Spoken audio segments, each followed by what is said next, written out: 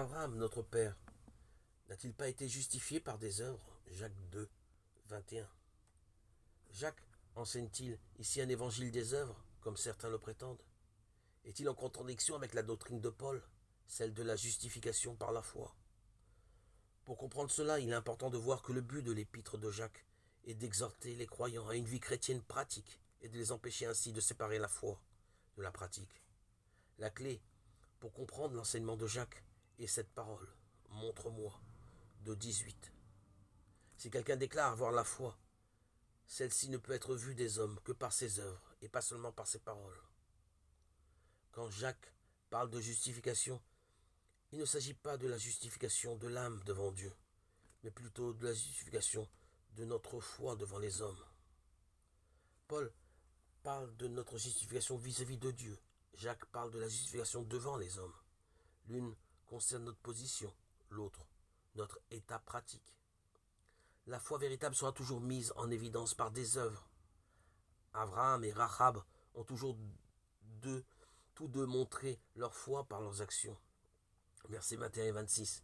Ils n'ont pas été sauvés par leurs œuvres, mais leurs œuvres étaient la preuve de leur foi dans le Dieu vivant.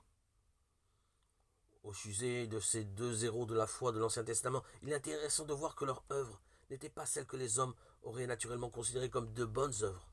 Leurs œuvres pouvaient être jugées étranges par la plupart des gens. Abraham a offert son fils en sacrifice et Rahab a renié son pays par un acte de trahison. Les voies de Dieu ne sont pas nos voies.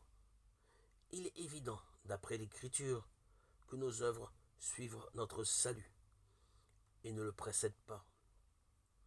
Tite 2, 11, 14. Avant d'être sauvés, nous ne produisions que des œuvres mortes.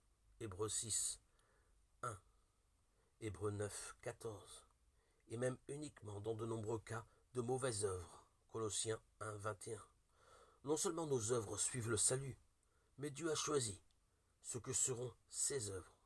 Nous sommes son ouvrage, ayant été créés dans le Christ Jésus, pour les bonnes œuvres que Dieu a préparées à l'avance, afin que nous marchions en elles.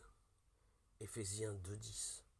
Quiconque est né de nouveau pose immédiatement la question: que dois-je faire, Seigneur? Acte 22, 10.